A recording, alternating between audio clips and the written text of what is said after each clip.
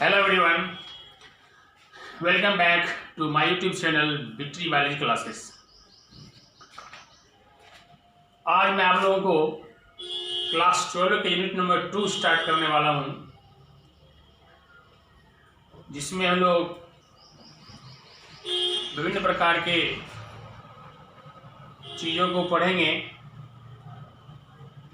अगर एग्जाम की बात करें हम क्लास 12 में इस यूनिट से लगभग 18 से 20 नंबर के एग्ज़ाम होते हैं, इसीलिए स्टूडेंट को ये यूनिट बड़ी ध्यानपूर्वक पढ़ना पड़ता है। तो आइए स्टार्ट करें हम क्लास 12 के यूनिट नंबर 2, जिसका नाम है आनुवंशिकी तथा विकास, जेनेटिक्स एंड एवोल्यूशन। तो इसमें दो ही प्रमुख अध्याय हैं, जिसका एक नाम जेनेटिक्स पहले पढ़ेंगे हम, दूसरा एवोल्यूशन के बारे में पढ़ेंगे। तो पहले जेनेटिक्स हम स्टार्ट करें, उसके पहले मैं आपको आज टॉपिक शुरू करने से पहले थाउट्स मैं आपको बता रहा हूँ, क्योंकि बहुत सारे स्टूडेंट का डिमांड हुआ कि सर आप क्लास में थाउट से क्लास शुरुआत करते हैं, आप यहाँ भी क्लास स्टार्ट करने से पहले दो शब्द मोटिवेशनल बातें आप ज़रूर बताएं। तो चलिए, आप बच्चों के मांग पे, डिमांड पे मैं आपको बता रहा हूँ और बहुत अच्छी बातें हैं, आप ध्यान में इसको रखिए और समझिए। A good teacher, a good student gives answer, a better student asks questions, and best student gives answer and asks question invariably। कुछ बच्चों को समझ में आया होगा, बाकी मैं एक्सप्लेन करता हूँ।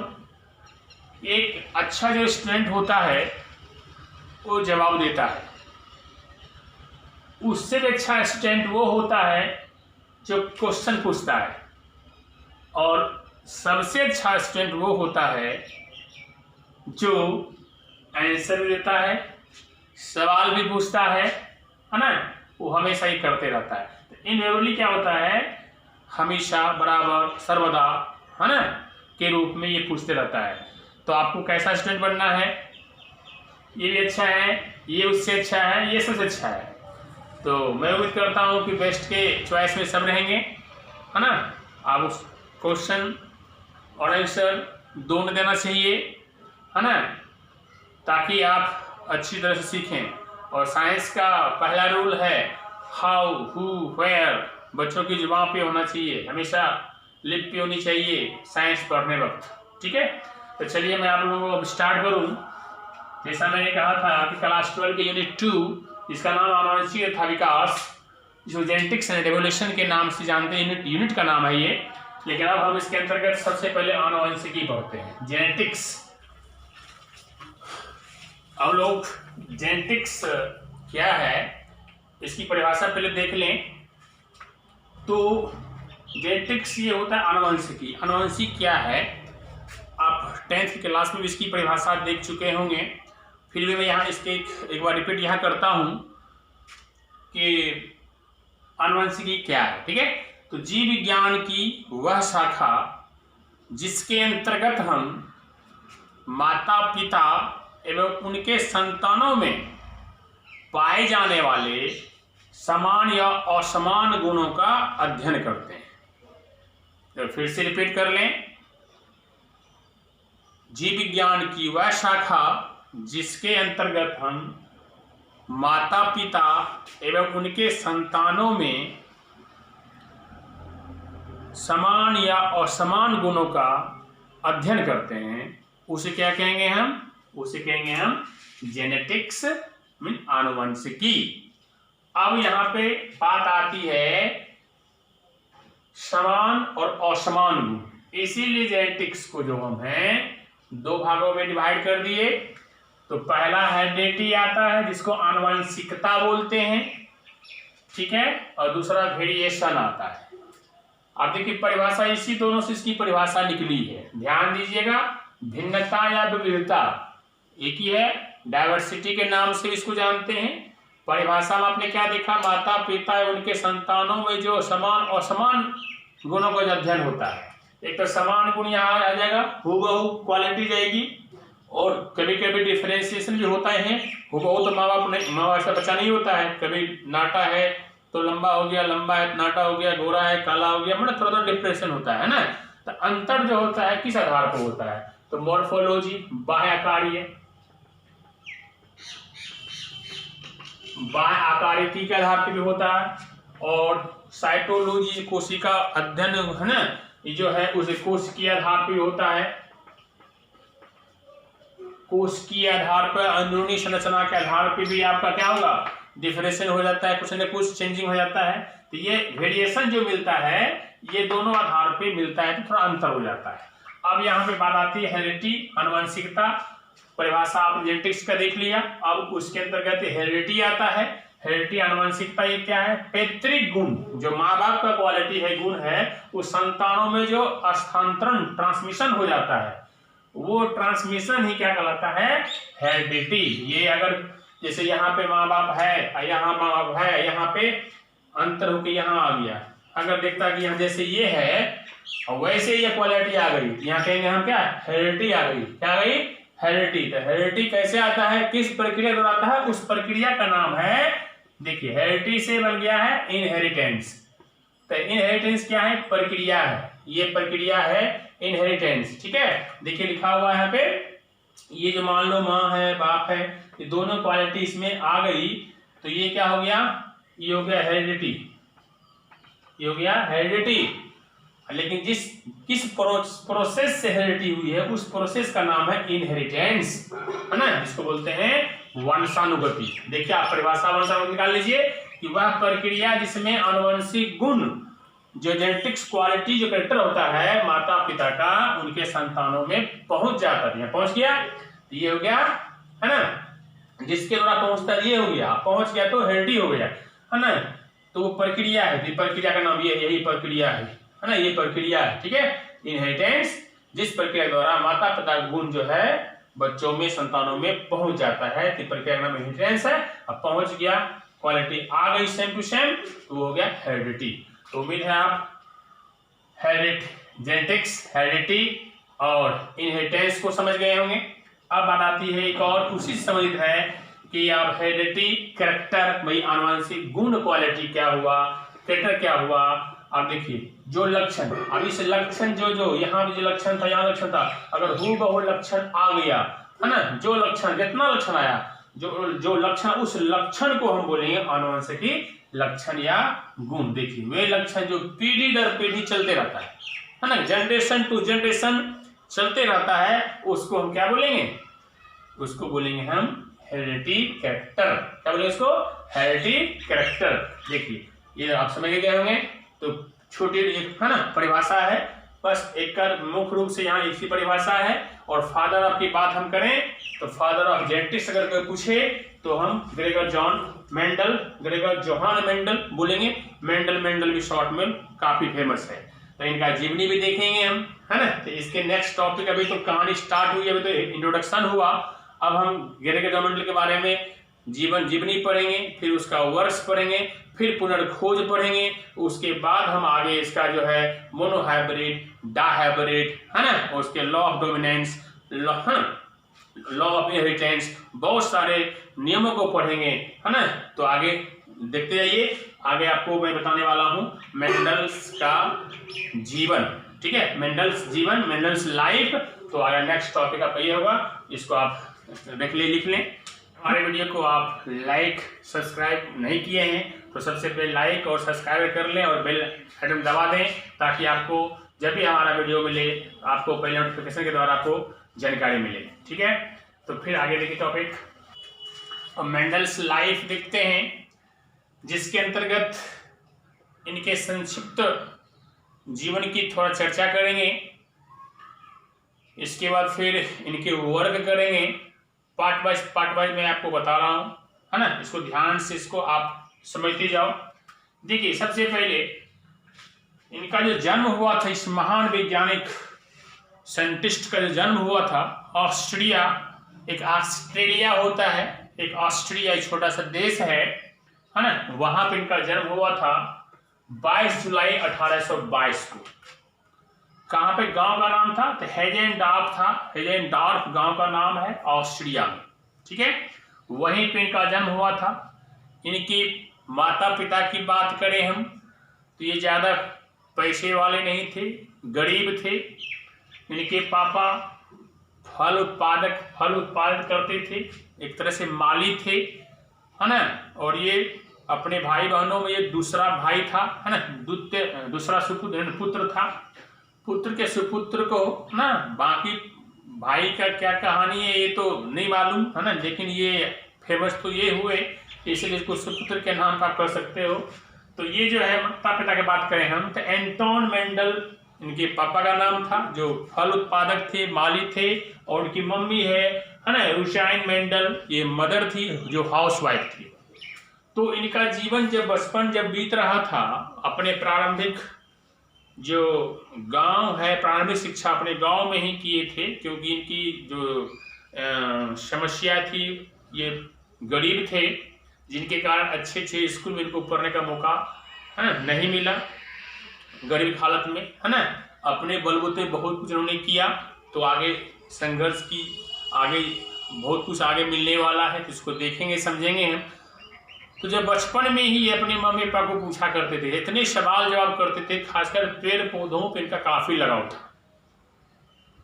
कोई पेड़ छोटा होता था, एक ही पौधा छोटा था, कोई बड़ा था, तो सवाल उनसे करते थे कि ये मम्मी ये छोटा क्यों है, ये बड़ा क्यों है ना, एक ही पौधा है, कोई छोटा क्यों है, कोई बड़ा क्यों है।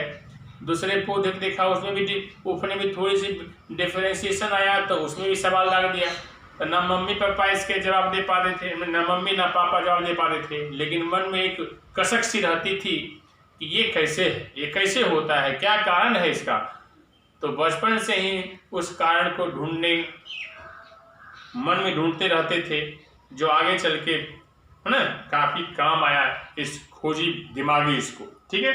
तो आगे देखते हैं। तो सबसे पहले आगे अब चर्चाएं धीरे धीरे पढ़ते हाई स्कूल हुआ। हाई स्कूल के बाद है ना 1840 की बात हम करें तो वो क्या हुआ, स्नातक पास कर गए, है ना, स्नातक पास कर गए, है जो +2 BA इसको है ना लोग बोलते हो, तो स्नातक पास कर गए, है ना। के बाद जो +2 के बाद का जो कोर्स होता है ना, कई नामों से इसको भी जानते हैं।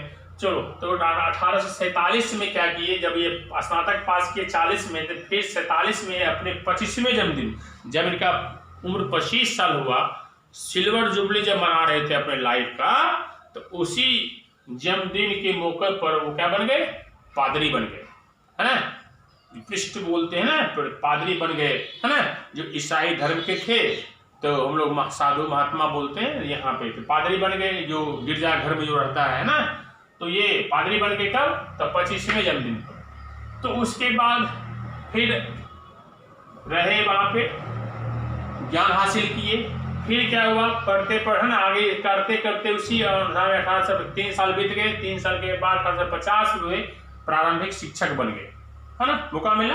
अब जीवन का तो per day by day month तो नहीं बता सकता हूँ, ठीक है, तो मुख्य चीजें मैं चर्चाएं कर रहा हूँ, देखो आगे। तो 1850 में क्या बन गए, प्राइमरी टीचर वो बन गए। फिर 1 साल बाद विज्ञान गणित में उनकी रुचि बढ़ी, है ना, आगे बढ़ने के लिए वो रुके, पीछे मुड़ के देख नहीं रहे हैं। तो विज्ञान गणित अध्ययन के लिए कहा गया वियना विश्वविद्यालय, बहुत फेमस है ना, अभी भी है, वियना विश्वविद्यालय जो है वहां चले गए, वहां उन्होंने विज्ञान और गणित का अध्ययन किया।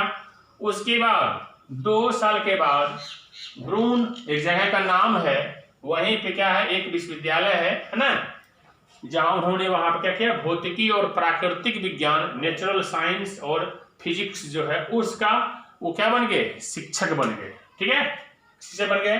और शिक्षक बन के उन्होंने वहां पर 14 वर्षों तक अपना योगदान दिया, शिक्षक के रूप में, है ना, हायर, है ना, भौतिकी और प्राकृतिक विज्ञान के शिक्षक बन गए, मीन्स हायर क्लास के शिक्षक बन गए, और 14 वर्षों तक वहां कार्य किया। फिर क्या किया आगे देखिए, अब आती है 1868 की बात, बीच में गैपिंग क्या क्या हो रहा है सब कहानी आगे आपको आएगी इस वर्क्स में, मेंडल्स वर्क में। इसके बाद टॉपिक वही देंगे आपको। तो 1868 में क्या हुआ, वो मठाधीश हो गए। मठ एक हम लोग जो बाबा घट प्रवारी वगैरह सब होता है, तो वो वहां पे चले गए, मठाधीश हो गए और आजीवन जब तक जिंदा रहे तब तक वो मठ में ही रहे। और इसी मठ में ये पॉपुलर मरने के 34 साल बाद हुए थे, है ना। इसी मठ में उनका मुख्य 7 वर्षों का मेहनत था।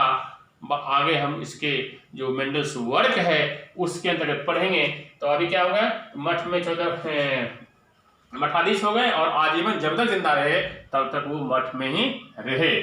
अब मृत्यु इनकी तो 1884, जिसको कहते हैं 6 जनवरी 1884 में ये है इनकी क्या हुई, मृत्यु हो गई।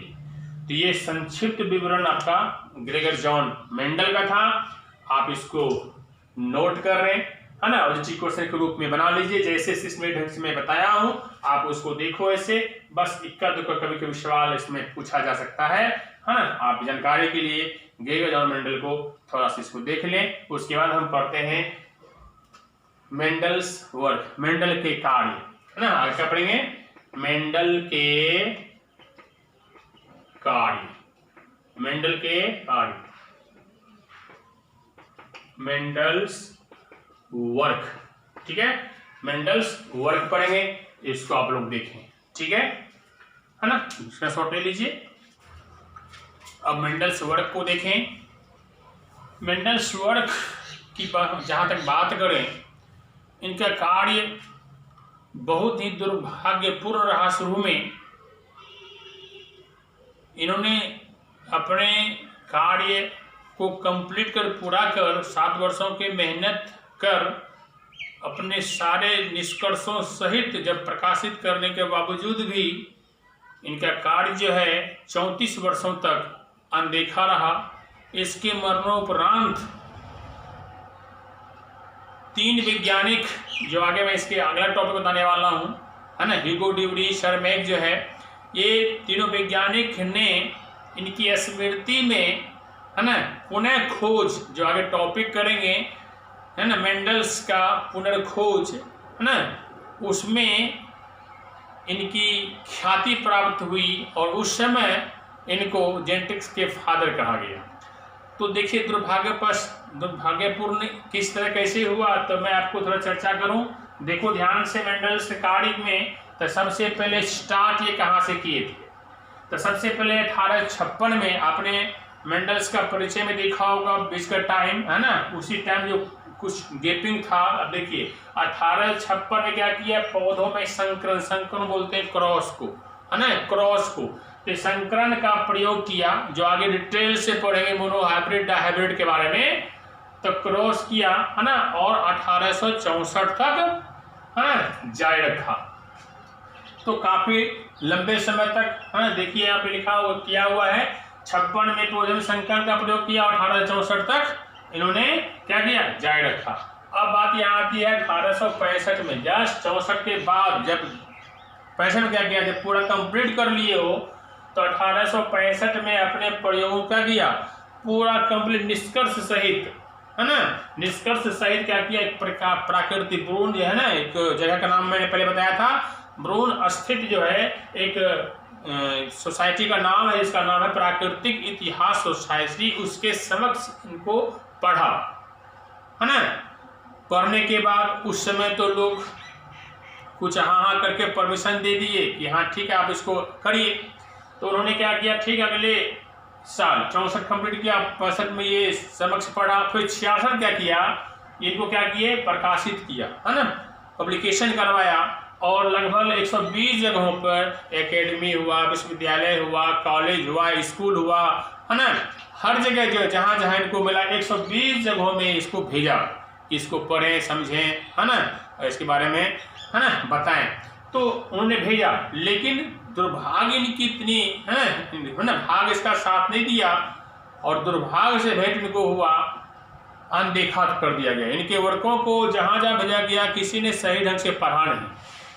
इससे क्या रीजन हो सकते हैं, तो आप लोग एक तरह अच्छी तरह से जानते होंगे, जो एक फेमस एक्टर का अगर कोई भी पिक्चर आती है लोग पहले उसे रखना पसंद करते हैं, है ना।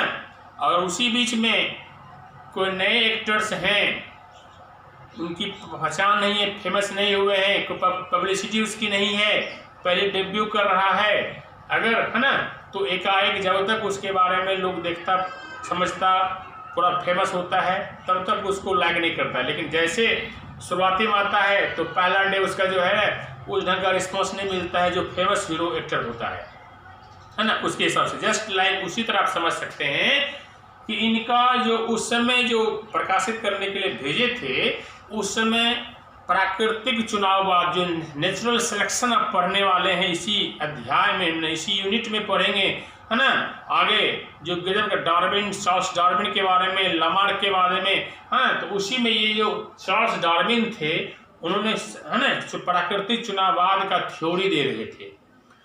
लोग दुनिया के सारे साइंटिस्ट विद्वान उनके इंतजार में थे कि ये चार्ल्स डार्विन साहब क्या करने वाले हैं, क्या बताने वाले हैं, कब आने, सब उसी का दीवाना था उस समय, जिसके कारण से इनके वर्कों को, इनके कामों को अनदेखा कर दिया गया। और इस तरह से, है ना, इनका जो काम है 34 वर्षों तक, है ना, पेंटिंग पा रहा। अब देखिए यहाँ 84 मरे, 84 देख लीजिए, यहाँ 66, है ना। अब इसमें दूरी देख लीजिए कितना है, तो उसी बीच में 34 साल तक ये क्या किया, ये दूरी अलग है। उसके बाद क्या कहते हैं, जब ये फेमस हुए उसकी दूरी देखिए, और यहाँ जब तक छोड़ दिया गया, है ना, और उसके बाद ये जब डेथ किए तब फिर, तो उस बीच में जो गैपिंग रहा वो 34 साल गैपिंग रहा, 34 वर्षों तक इनका काम को दुनिया वाले ने अनदेखा किया। अब बात हम अब करेंगे इनके काम का, फिर चर्चा कैसे हुआ, अब कैसे ये फादर ऑफ जेनेटिक्स बन गए। बस अगला टॉपिक आपका आएगा, है ना, मेंडल के पुनः खोज। लोग मेंडल्स वर्क देख लिए, अब हम मेंडल्स के कार्य का पुनः खोज देखते हैं कि कैसे ये 34 वर्षों के अनदेखा होने के बाद फिर पुनः इनकी खोज कामों की हुई, है ना, किसने इसको फिर से जीवित किया इनके कामों का, और दुनिया में इनका नाम हुआ, फादर ऑफ जेनेटिक्स के नाम से दुनिया जानने लगी। ऐसा करने में किन वैज्ञानिकों ने इनका योगदान, मैंने किन वैज्ञानिकों ने इनका हेल्प किया, इनकी मदद की, और फिर से इन्हें, है ना, इनके कर्मों के हिसाब से दुनिया में इनको जिंदा कर दिया नामों को। तो देखते हैं आगे। तो मेंडल का जो हम कार्य, मेंडल के कार्य का पुनः खोज, ये हेडिंग देखिए यहाँ से, हम यहाँ से इसकी तो आप लोगों ने पढ़ लिया कि रीडिस्कवर ऑफ मेंडल्स वर्क। अब क्या किया, तो बात तो बीत गई 1884 में ये खत्म हो गए थे, ठीक है।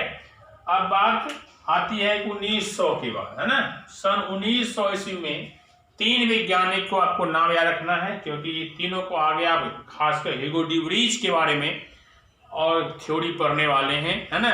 जब आपको लामार्क डार्विन से बताएंगे तो इनका भी थ्योरी आएगा, है ना, तो उस वक्त पढ़ेंगे। इसको नाम याद रखिए, बाद में उसमें चर्चा में करूंगा, तो अभी नाम तीनों को रखेंगे।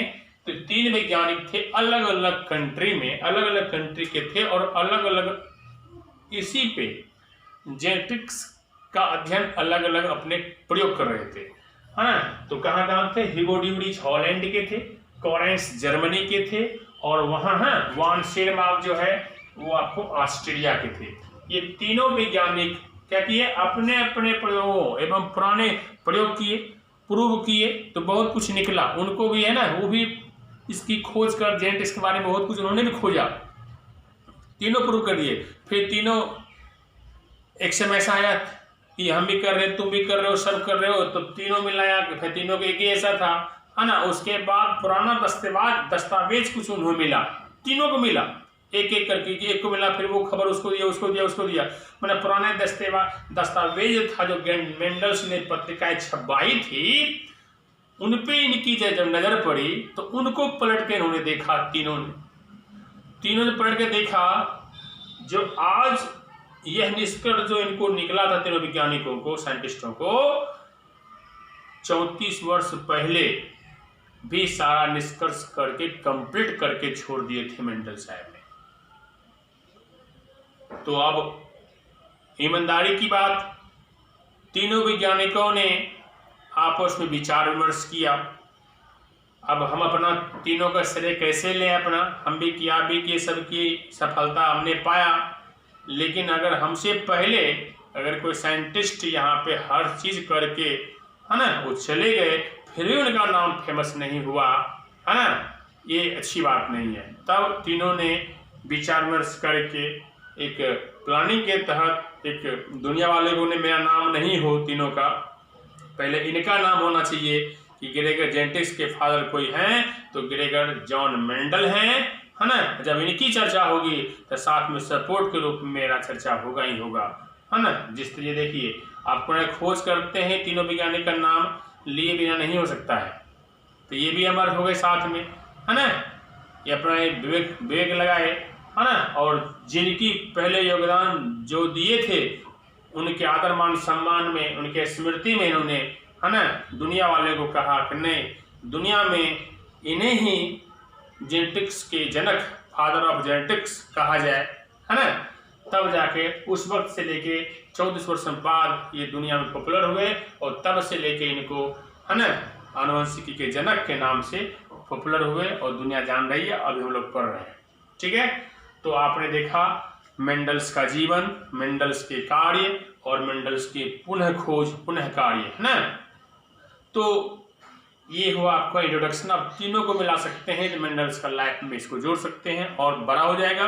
तो पार्ट वाइज करके आज इंट्रोडक्शन मैंने ग्रेगर जॉन मेंडल के बारे में बताया, कुछ परिभाषाएं हुआ है ना, उसको आपने देखा है ना, ये सब करते हुए है ना आप सबने देखा इसको। अब आगे नेक्स्ट जो उसका आपका होगा है ना, अब हम देखेंगे मेंडल ने कैसे वर्क किए, मटर के पौधे क्यों चुना, मटर के पौधों के लिए के सक्सेस क्यों हो गए है ना, इसमें प्रयोग में कौन कौन से प्रयोग होने वाले कौन कौन शब्द थे, उसके बाद एक संकर क्रॉस द्विसंकर है, मोनोहाइब्रिड डायहाइब्रिड, आगे नेक्स्ट टॉपिक देखेंगे। तब तक आप है ना इस वीडियो को देखें और सीखने का प्रयास करें।